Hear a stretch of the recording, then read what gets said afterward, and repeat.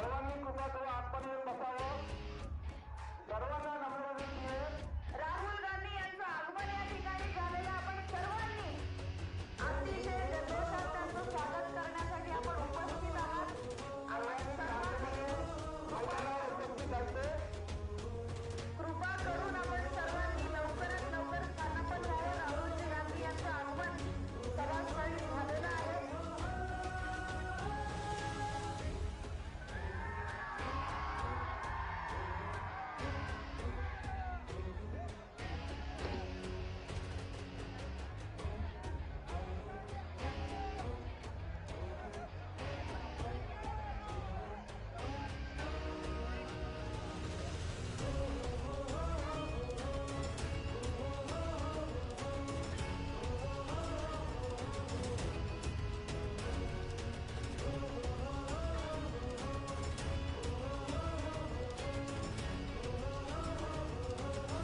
माननीय अशोकरावजी चव्हाण यांनी आपणा सगळ्यांना सांगितल्याप्रमाणे आज या ठिकाणी आपण सर्व दिवंगत कृष्णकुमारजी पांडे यांना श्रद्धांजली व्यक्त करणार आहोत.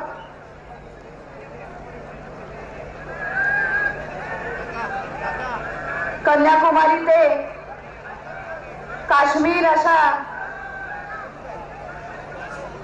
पायी प्रवास करणाऱ्या या भारत जोडो यात्रेचं आगमन कालच आपल्या सर्वांच्या साक्षीने नांदेड जिल्ह्यामध्ये झालेला आहे. महाराष्ट्रात दाखल झालेल्या या भारत जोडो यात्रेचा आजचा हा दुसरा दिवस.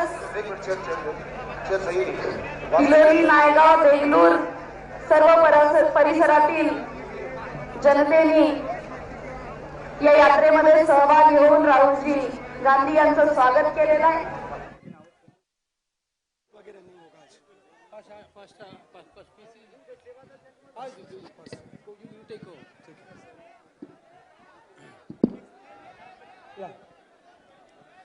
साथियों,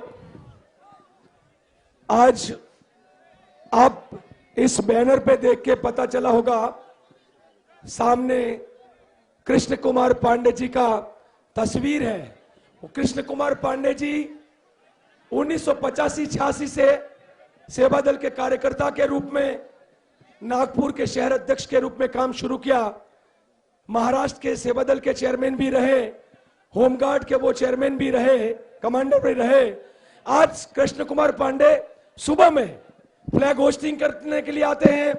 आज वो कृष्ण कुमार जी देश का तिरंगा झंडा लेकर सुबह में फ्लैग टुकड़ी के साथ निकलते हैं. जिस व्यक्ति ने इस देश के झंडे को अपना दिल से जोड़ा था, तो उनके अंतिम समय पे भी वो झंडे को लेकर चल रहे थे. और उनकी तस्वीर जो मुस्कुराती हुई झंडे के साथ ये झंडे को प्यार करते थे, ऐसे कृष्ण कुमार पांडे जी आज हमारे बीच में नहीं रहे हैं.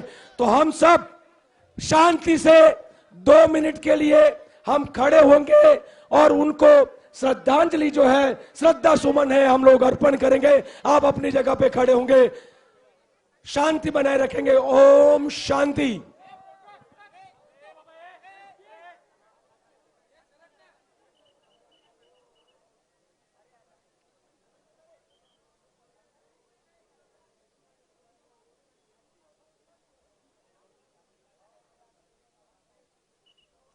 ओम शांति शांति.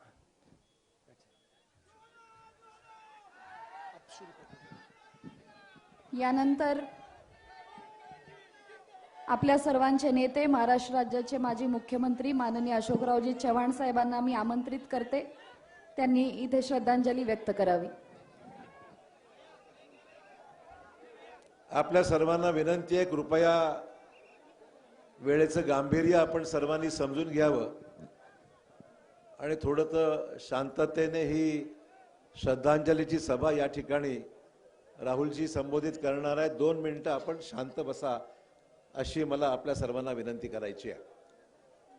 या शोक सभेचे प्रमुख वक्ते या ठिकाणी आवर्जून उपस्थित असलेले सन्माननीय खासदार श्री राहुल गांधीजी, मंचावर उपस्थित असलेले राज्यातले देशातले सर्व मान्यवर नेते, बंधू भगिनी आणि सहकारी मित्रांनो, आपल्याला कल्पना आहे की आज या ठिकाणी शेवटची या आजच्या दिवसाची कॉर्नर सभा ज्याला म्हणू, परंतु आज हजारोच्या संख्येने लोक यहाँ उपस्थित आहेत.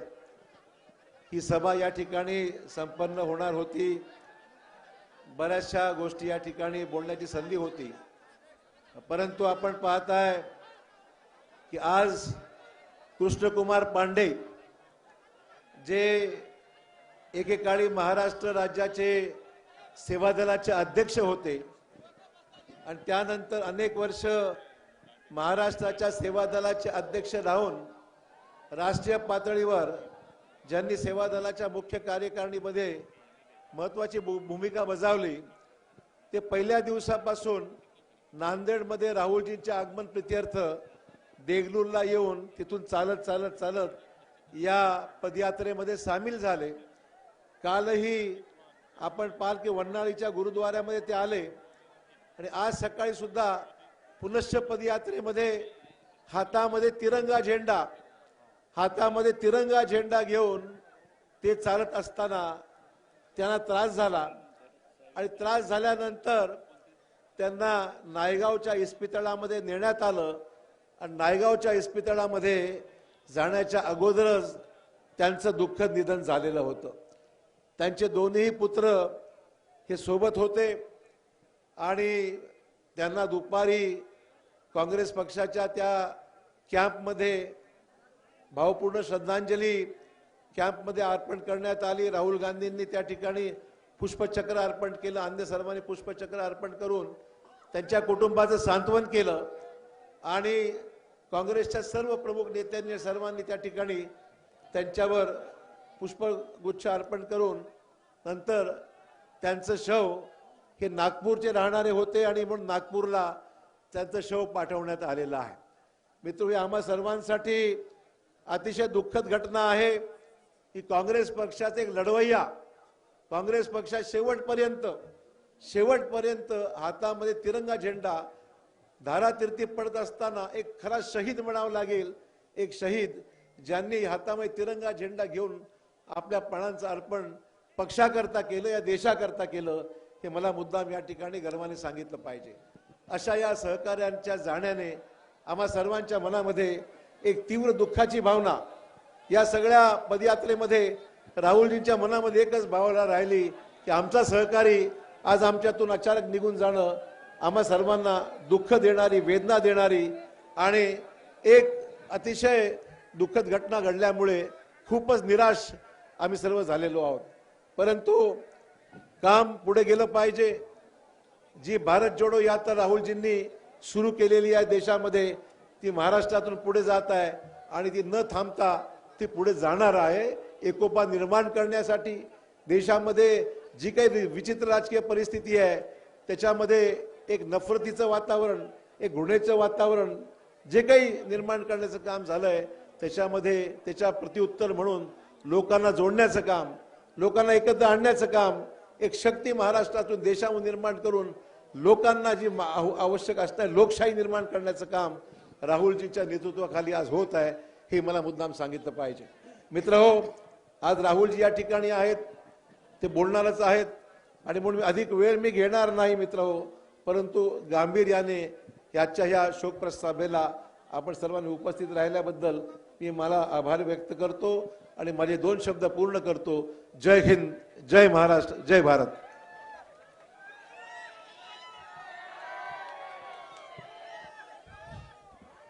सर्वांनी कृपया ही श्रद्धांजली अर्पण करण्याची सभा असल्यामुळे, शोकसभा असल्यामुळे शांतता इथे राखा.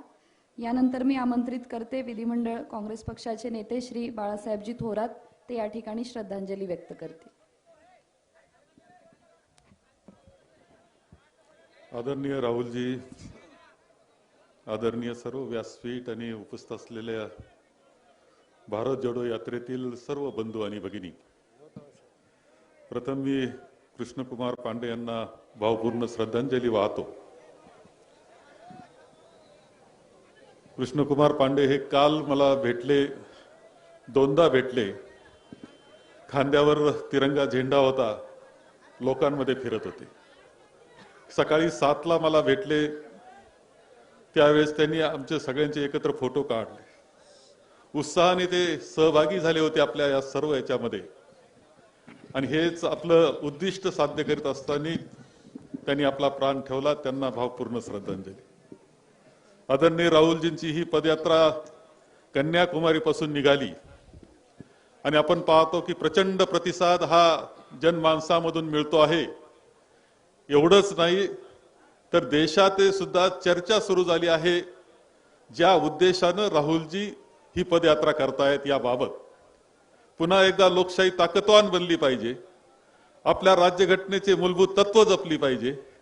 जे काही बेकारीनं तरुण माणसांना कठीण दिवस आलेले आहेत, युवकांना, ते दूर झाले पाहिजे, महागाई दूर झाली पाहिजे, असे उद्दिष्ट घेऊन आदरणीय राहुलजी ही पदयात्रा करतायत. आणि आपण एवढ्या मोठ्या संख्येनं हा आपण प्रतिसाद देतो आहोत आणि असाच हा प्रतिसाद पुढे वाढत जाणार आहे. जे उद्दिष्ट राहुलजींनी आज आपल्या पुढे ठेवलेलं आहे ते पूर्ण करण्याची जबाबदारी पुढच्या काळामध्ये आपण निश्चितपणे पार पाडूया. अशा प्रकारचे खरं म्हणजे शब्द आदरणीय राहुलजींना आपण या निमित्तानं देतो आहोत. एवढंच मी या निमित्तानं सांगतो आणि माझे 2 शब्द संपवतो.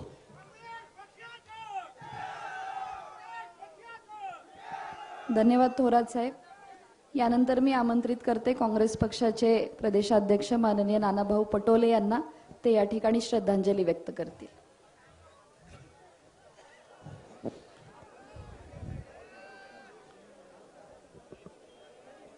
काँग्रेस पक्षाचे निष्ठावंत, ज्यांनी लहानपणापासून आज सकाळपर्यंत ज्यांनी देशाचा तिरंगा आणि काँग्रेसचा तिरंगा असा घेऊन फक्त महाराष्ट्रातच नव्हे तर देशभर त्यांनी काँग्रेसचा विचार सगळीकडे पोहोचवण्याचं काम केलं. असा एक काँग्रेसचा सिपाही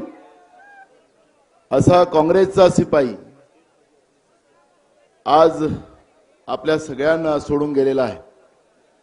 मी त्यांच्या आत्म्याला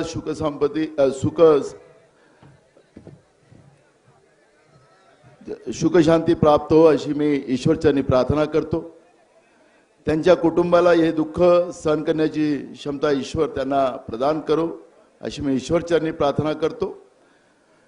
के पांडे हे खऱ्या अर्थानं सुरुवातीलाच म्हणालो की ते काँग्रेसचे सिपाही होते.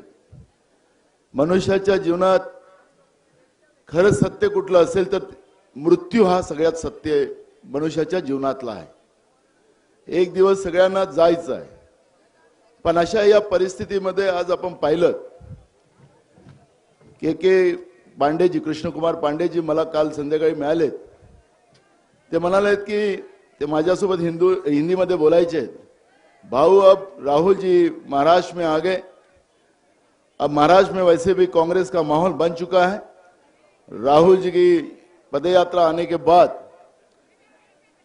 ये माहौल और 4 गुना और बढ़ेगा.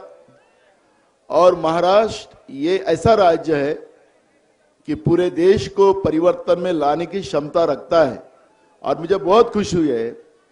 और मैं उम्र में ज्यादा हूं तो भी मेरा जो सेवा दल का जो काम था, तिरंगे को हाथ में लेके आगे जाने का मैं इस बार करने वाला हूं. जमा तो पूरे महाराष्ट्र तक यानी मध्य प्रदेश तक जब ये राहुल जी की यात्रा जाएगी वहां तक मैं ये तिरंगा हाथ में लेके जाऊंगा असं मला काल संध्याकाळी ते म्हणाले. आणि त्याच्या मागचं कारणही त्यांनी सांगितलं कि अब बहुत हो गया. जिस कांग्रेस ने इस देश को आजादी दिलाई और जिस कांग्रेस ने इस देश को महासत्ताक बनाया, डॉक्टर बाबा साहब अंबेडकर का संविधान के आधार पर इस देश के सभी जाति धर्मों को एक साथ लेकर देश को खड़ा किया. और आज 8 साल में इस देश को बर्बाद करने की जो व्यवस्था हुई, महंगाई, बेरोजगारी, किसान की आत्महत्या, छोटा व्यापारी उद्ध्वस्त हो गया. अब परिवर्तन होना चाहिए, ये देश बेच देंगे असं कृष्णकुमार पांडेजीने मला सांगितलं. आपल्याला लक्षात असेल की आज जसं आपल्या देशाच्या सीमेवर आपला सैनिक जेव्हा शहीद होतो तर त्याला वीरगती प्राप्त झाली असं म्हणतो आणि त्याला आपल्या तोफांचा म्हणजे बंदुकीच्या गोळ्या आकाशात झाडून त्याला शालूट दिला जातो तिरंग्यामध्ये, त्याला अंतिम क्षणामध्ये त्याला अंतिम संस्कार दिला जातो. आज आपण पाहिलं की कृष्णकुमार पांडेजी त्यांना आपले नेते राहुल गांधीजींनी आणि सगळे नेते देशभरातले इथं आपल्या राज्याचे प्रभारी एच के पाटील साहेब, आपले वेणुगोपालजी, सगळे नेत्यांनी आज कृष्णकुमार पांडेला शालूट मारला. पंजाब आपला जो तिरंगा आहे त्याच्यामध्ये त्यांचं प्रेत त्याच्यामध्ये ठेवलं आणि त्याला शालूट मारण्याचं काम झालं. म्हणजे एका काँग्रेसच्या सिपायाला शेवटच्या क्षणी त्याला आपल्या नेत्या राहुल गांधीजींनी एक जसं आपण ते मिलिटरीतलं जेव्हा एखादा व्यक्ती आपला सैन्य शहीद होतो आणि त्याला ज्या पद्धतीचं त्याच्यावर संस्कार केले जातात त्या पद्धतीचं म्हणजे महाराष्ट्रातच नव्हे तर देशामध्ये हा काँग्रेसचा हा सिपाई त्याला हा मान मिळालेला आहे. आणि म्हणून मी आपल्याला सांगतो की शेवटच्या क्षणापर्यंत काँग्रेससाठी लढणाऱ्या कृष्णकुमार पांडेजीला आपण सगळ्यांनी शालूट केला पाहिजे. काँग्रेसच्या जेव्हा जेव्हा सेवा दलाच्या याच्यामध्ये जेव्हा चर्चा होईल, त्याच्या इतिहासातली चर्चा होईल, तर कृष्णकुमार पांडेचं नाव आवर्जून देशपातळीवर घेतलं जाईल. अशा कृष्णकुमार पांडेजींच्या पुन्हा त्यांना त्यांच्या आत्म्याला चिरशांती प्राप्त हो अशी प्रार्थना करतो आणि माझे 2 शब्द पूर्ण करतो. धन्यवाद. धन्यवाद पटोलेजी. यानंतर ज्यांची आपण सर्वांनी अत्यंत आतुरतेने वाट पाहिली, शंकरनगर में भारत जोड़ो यात्रा का स्वागत करने के लिए इकट्ठा हुई इस जनता को आप संबोधित करें. राहुल जी, मैं आपको आमंत्रित करती हूँ, आप यहाँ व्यक्त हो.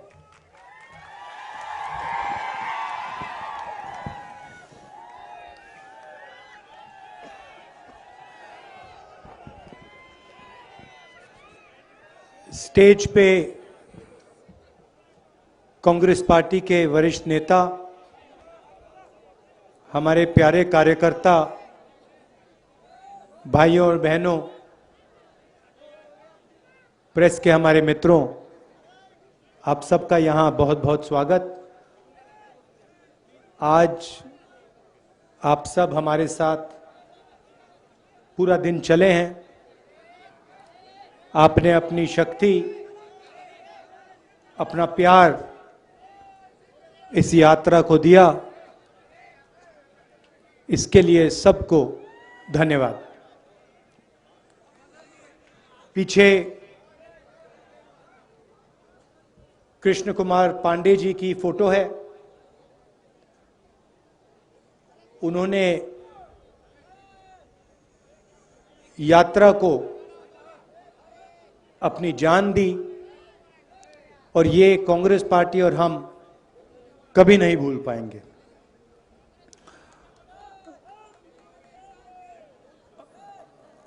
हमने सोचा था कि हमारे जो यात्री हैं सब के सब अंत तक पहुंचेंगे, मगर दुख की बात है कि हमारे एक प्यारे साथी हमारे साथ श्रीनगर तक नहीं पहुंच पाएंगे. मगर जो उनकी सोच है वो हमारे साथ चलेगी और वो श्रीनगर तक पहुंचेगी. आपको याद होगा कुछ साल पहले इसी दिन नरेंद्र मोदी जी ने नोटबंदी की थी. 8 बजे रात को, मतलब अभी 7 बज रहे हैं, इसके 1 घंटे बाद नरेंद्र मोदी जी टीवी पे आए और उन्होंने कहा कि मैं 500 रुपए और 1000 रुपए के नोट को रद्द करने जा रहा हूं और काले धन के खिलाफ मैं लड़ाई लड़ रहा हूं। सच्चाई ये थी कि नोटबंदी काले धन को मिटाने के लिए नहीं की गई। नोटबंदी जो हमारे छोटे व्यापारी हैं, स्मॉल और मीडियम बिजनेस चलाने वाले लोग हैं, जो हमारे किसान हैं, उन पर आक्रमण था और उसका नतीजा आज तक हिंदुस्तान के हर गरीब को दिख रहा है। नोटबंदी के बाद उन्होंने गलत जीएसटी लागू की और इन दो पॉलिसीज ने जो हिंदुस्तान की रीढ़ की हड्डी है, जो इस देश को रोजगार दिलवाती है, किसान, छोटे बिजनेस वाले, छोटे दुकानदार, इन सब को नष्ट कर दिया, खत्म कर दिया। यहां आने से पहले मैं युवाओं से मिला, 5-10 युवाओं से मिला और मैंने उनसे सवाल पूछा। वो एग्जाम के बारे में आए थे, डेलीगेशन आया था, एग्जाम के बारे में बात कर रहे थे। मैंने उनसे पूछा कि आपको क्या लगता है आज के हिंदुस्तान में, आपने पढ़ाई कर ली, यूनिवर्सिटी, कॉलेज, स्कूल सब कुछ कर लिया, माता पिता ने आपकी शिक्षा में लाखों रुपए लगा दिए, आपको क्या लगता है आपको रोजगार मिलेगा? चुप हो गए, क्योंकि आज हिंदुस्तान की सच्चाई है। हमारे देश में आज युवा पढ़ सकता है, स्कूल जा सकता है, कॉलेज जा सकता है, मगर रोजगार उसे नहीं मिल सकता। स्टूडेंट्स इंजीनियरिंग पढ़ते हैं, सालों लगा देते हैं और फिर उसके बाद इंजीनियर नहीं बनते, मजदूरी करते। कोई मजदूरी करता है, कोई उबर की गाड़ी चलाता है, कोई ड्राइवर बनता है। ये हिंदुस्तान की सच्चाई है, महाराष्ट्र की सच्चाई है। और जो आपका शिक्षा का सिस्टम है, स्वास्थ्य का सिस्टम है, वो पूरा का पूरा प्राइवेटाइज किया जा रहा है। 2-3 लोग हैं, इनके हवाले नरेंद्र मोदी जी और आपकी यहां की सरकार पूरा का पूरा ढांचा इनके हवाले कर रही है। मैंने उनसे पूछा, लड़कों से पूछा कि भाई बताओ, बेरोजगारी के कारण बताओ। मुझे कहते हैं जो पब्लिक सेक्टर था, जिसमें हमारे जैसे लोगों को रोजगार मिलता था, थोड़ी सिक्योरिटी होती थी, उन्होंने कहा पूरा का पूरा पब्लिक सेक्टर प्राइवेटाइज किया जा रहा है, बंद किया जा रहा है। तो वो भी रास्ता बंद है। नोटबंदी ने, जीएसटी ने एक रास्ता बंद किया, प्राइवेटाइजेशन दूसरा रास्ता बंद कर रहा है। तो ये देश की हालत है।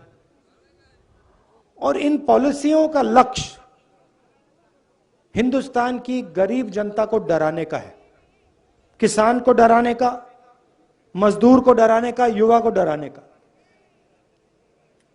और बीजेपी और आरएसएस डर को फिर नफरत में बदल देते हैं। डर के बिना नफरत हो ही नहीं सकती। अगर डर नहीं है तो नफरत नहीं हो सकती। अगर डर है तो उसको नफरत में बहुत आसानी से बदला जा सकता है। यह हिंदुस्तान में हो रहा है और इससे देश का कोई फायदा नहीं होने वाला है। बेरोजगारी से, महंगाई से देश का कोई फायदा नहीं होगा। नफरत से देश का कोई फायदा नहीं होने वाला। और यह इस देश का इतिहास ही नहीं है। ये भाईचारे का देश है, एकता का देश है, इज्जत का देश है। इसीलिए हमने भारत जोड़ो यात्रा शुरू की। 3600 किलोमीटर की यात्रा है। तमिलनाडु में कन्याकुमारी में शुरू किया। 60 दिन हो गए हैं। मैं आपको बता रहा हूं, ऐसा लग रहा है कि आज सुबह हमने शुरुआत की। अजीब सी बात है।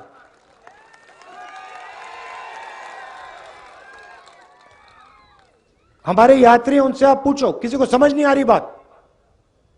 25-25 किलोमीटर हर रोज चलते हैं। 60 दिन से चल रहे हैं। अभी मैं भाषण दे रहा हूं, ऐसा लग रहा है कि 15 मिनट पहले मैंने शुरू किया है। ये हो क्या रहा है? आमतौर से आदमी सुबह उठता है, थकान नहीं होती, दिन भर काम करता है, शाम को थकान होती है ना? यहां अजीब सी बात है। यहां हम सुबह उठते हैं, थकान नहीं होती, 25 किलोमीटर चलते हैं, 25 किलोमीटर चलने के बाद थकान नहीं होती। मैंने सोचा ये हो क्या रहा है? जवाब बताऊं आपको। हम अपनी शक्ति का प्रयोग नहीं कर रहे। राहुल गांधी अपनी शक्ति का प्रयोग नहीं कर रहा। ये जो यात्री हैं, ये अपनी शक्ति का प्रयोग नहीं कर रहे हैं। हम सब आपकी शक्ति का प्रयोग कर रहे हैं। आप हमें पीछे से धकेल रहे हो। आपका प्यार हमें पीछे से धकेल रहा है। और ये आपका जो प्यार है, ये हमें श्रीनगर तक पहुंचाएगा। और वहां देखना, वहां मेरा भाषण देख लेना। वहां भी मैं यही कहूंगा कि मुझे समझ नहीं आया, 130-140 दिन हो गए, रोज 7-8 घंटे चले हैं, 25-30 किलोमीटर चल रहे, मगर थकान नहीं आ रही। क्योंकि आपकी आवाज है, आपका प्रेम है, और हम आपकी आवाज सुनने आए हैं। मैं यहां लंबा भाषण नहीं देना चाहता हूं। राजनेता आते हैं, 2 घंटे का भाषण करते हैं, कोई जरूरत नहीं है। हम यहां आए हैं, 7 घंटे चले, सुबह से शाम हम आपसे बात कर रहे हैं। किसानों से, युवाओं से। अभी विकलांग औरत मिली मुझे, उसके दिल में जो था उसने मुझे बताया, उसकी व्हीलचेयर को धकेला मैंने।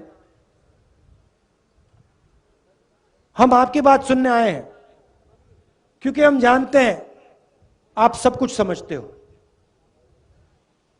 खेती के बारे में सीखना हो, किसी ब्यूरोक्रेट की जरूरत नहीं होती है। खेती के बारे में सीखना हो तो किसान के साथ बैठ जाओ, 15 मिनट में वो आपको समझा देगा जो समझना है। वो क्या कह रहा है? कह रहा है कि हमारा कर्जा माफ नहीं होता। हिंदुस्तान के अरबपतियों का कर्जा 2 मिनट में माफ हो जाता है, हमारा नहीं होता। हमने क्या गलती की? हमने कौन सी गलती कर दी? वो बता रहा है। कहता हमें एमएसपी नहीं मिलती।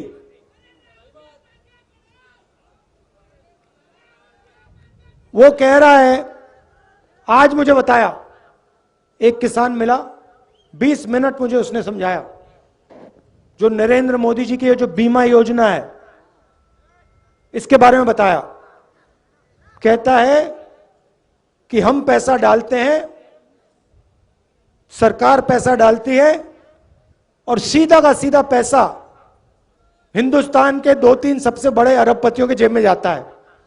हमारा खेत बर्बाद होता है, आंधी आती है, तूफान आता है, हमारा खेत बर्बाद हो जाता है, तो ना हमें इंश्योरेंस कंपनी का फोन नंबर मिलता है, ना ऑफिस मिलता है, ना पैसा मिलता है। तो अगर किसानों से बात की 15 मिनट में, 20 मिनट में, वो समझा देंगे क्या हो रहा है। छोटे दुकानदार से बात करो, वो बता देगा नरेंद्र मोदी जी ने काले धन के खिलाफ लड़ाई लड़ी या छोटे बिजनेस वालों की हत्या कर दी, खत्म कर दिया, वो बता देगा 2 मिनट में। युवाओं से पूछो, वो कहेगा, युवा कहेगा कि भैया मुझे रोजगार नहीं मिल सकता, कुछ भी हो जाए मैं जानता हूं मैं इंजीनियर नहीं बन सकता। यह देश की सच्चाई है और इसको बदलना है।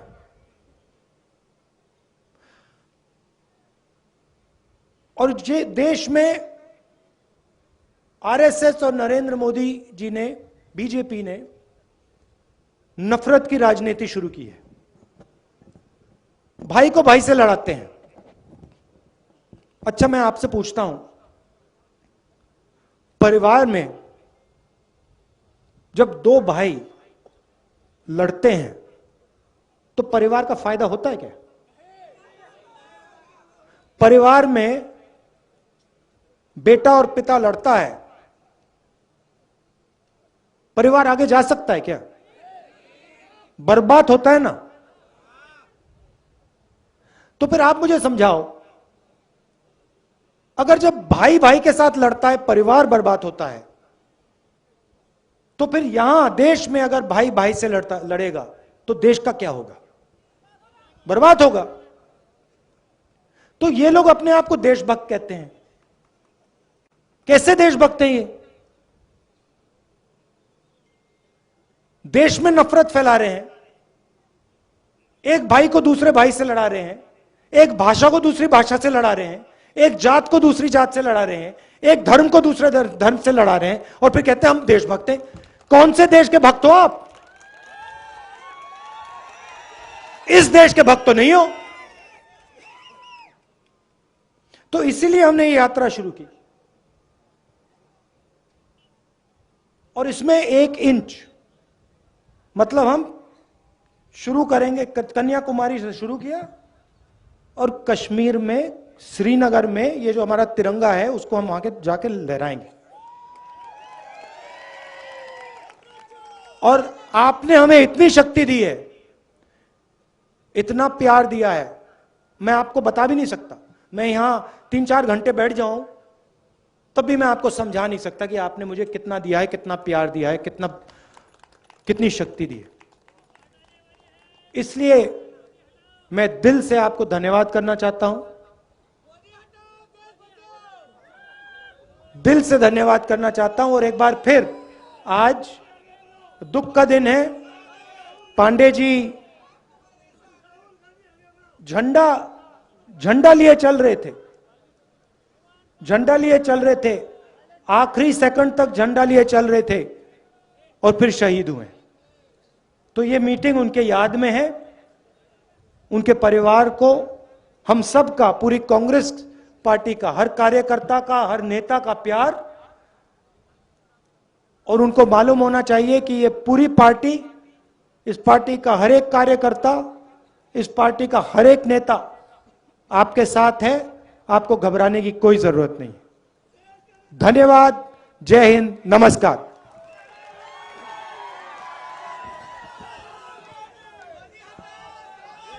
एक